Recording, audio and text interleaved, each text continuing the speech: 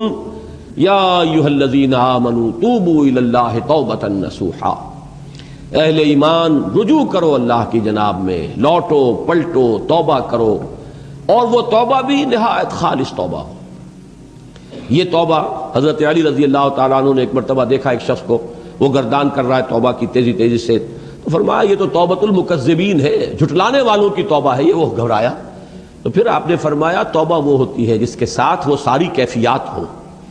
شدید ترین پشیمانی ہو کہ میں کیا کر بیٹھا ہوں، پھر یہ کہ آئندہ کے لیے عزم مصمم ہو کہ ہرگز دوبارہ یہ کام میں نہیں کروں گا،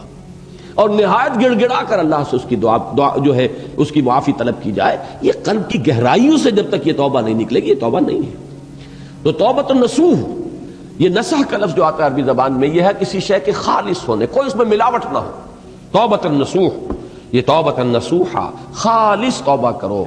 دل کے ایک گہرائیوں سے توبہ کرو،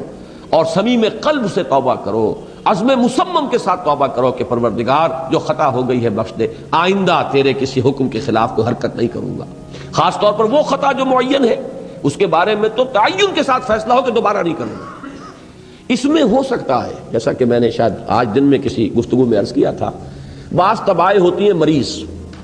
ان کی قوت ارادی جو ہے کمزور ہوتی ہے۔ اس وقت وہ خلوص دل سے بھی اگر طے کر لیں کہ یہ کام دوبارہ نہیں کروں گا،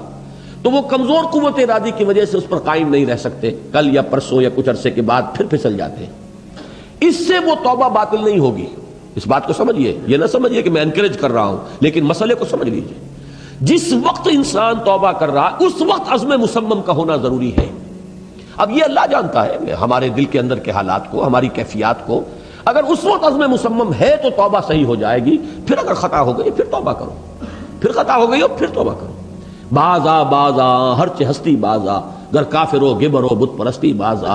این درگہ ماں درگہ نومیدی نیست، 100 بار اگر توبہ شکستی باز آ۔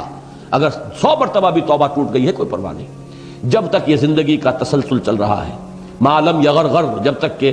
وہ گھنگرو نہیں بولا ہے آ کر حلق میں، اور نزع اور جان کندنی کا عالم شروع نہیں ہو گیا ہے، اس وقت تک توبہ کا دروازہ کھلا ہوا ہے۔ لیکن جس وقت توبہ کر رہا ہے آدمی، اب یہ آدمی اپنے آپ کو دھوکہ دے لے گا تو دوسری بات ہے، لیکن اللہ جانتا ہے، اس وقت اگر عزم مصمم ہے تو توبہ درست ہو جائے گی۔ تو جو بھی معاملات ہیں اللہ اور بندے کے مابین، اس میں 3 شرائط ہیں کہ جو علماء نے معین کی ہیں۔ ایک حقیقی پشیمانی، وہ پشیمانی جس کے لیے اقبال کا وہ شعر بہت مشہور ہے جو انہوں نے نوجوانی میں کہا تھا، اور داغ دہلوی اس مجلس میں موجود تھے جہاں علامہ نے یہ شعر پڑھا ہے، تو انہوں نے بڑی داد دی تھی کہ میاں اس عمر میں اور یہ شعر، یعنی چشم بد دور، وہ یہ داد کا بڑا ایک یعنی بلیغ انداز ہے۔ اور وہ شعر کیا تھا؟ موتی سمجھ کے شان کریمی نے چن لیے، قطرے جو تھے میرے عرق انفعال کے، شرمندگی کے احساس سے پیشانی کے اوپر اگر پسینہ آ گیا ہے، شرمندگی ہے اللہ میں یہ کیا کر بیٹھا، اللہ مجھ سے کیا ہو گیا، تو یہ شرمندگی سے اگر عرق آلود ہو گئی ہے پیشانی، تو اللہ کو یہ اتنی محبوب ہے کہ موتی سمجھ کے شان کریمی نے چن لیے، قطرے جو تھے میرے عرق انفعال کے۔ حدیث میں یہ مضمون آیا ہے، اللہ کو کتنی خوشی ہوتی ہے اپنے بندے کے توبہ سے۔ بائبل کی ایک سٹوری جو ہے دی پروڈیگل سن، وہ آپ کو یاد ہوگی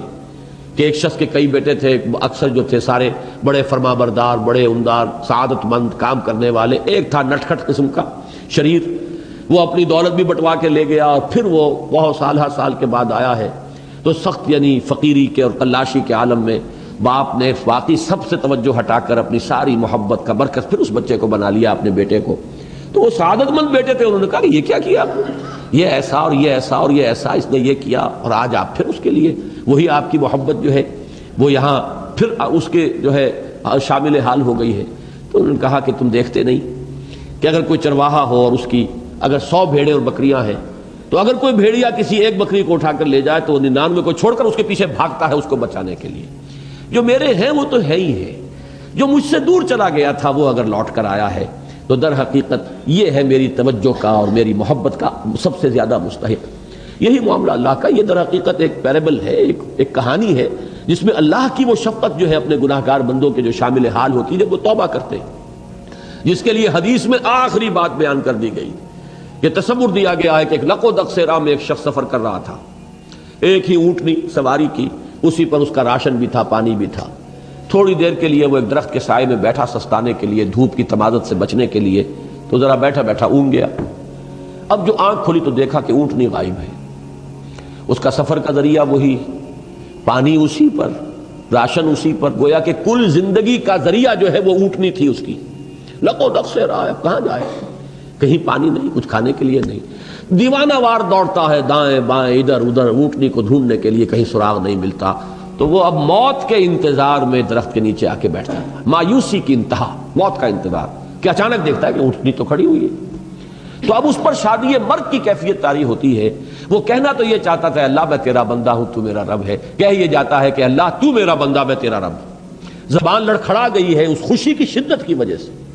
تو حضور فرماتے ہیں کہ اللہ کو اپنے کسی گناہگار بندے کی توبہ سے اس سے بھی کہیں زیادہ خوشی ہوتی ہے۔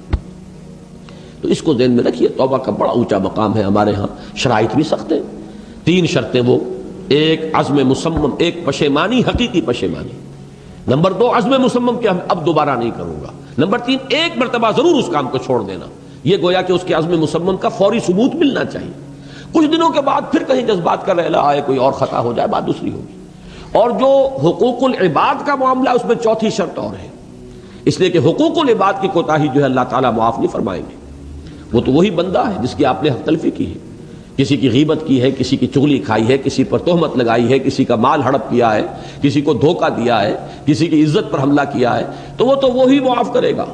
یا یہ کہ آپ کی جو نیک اعمال ہیں وہ اس کو دے دیے جائیں گے قیامت کے دن، اور اگر آپ کے اعمال ختم ہو جائیں گے تو اس کے گناہ جو ہے وہ آپ کے کھاتے میں ڈال دیے جائیں گے۔ بہرحال جو 4تھی شرط ہے حقوق العباد کے معاملے میں کوتاہی میں توبہ کی، وہ یہ ہے کہ آپ یا معافی طلب کریں یا تلافی کریں اس شخص کی جس کے حقوق کو آپ نے تلف کیا۔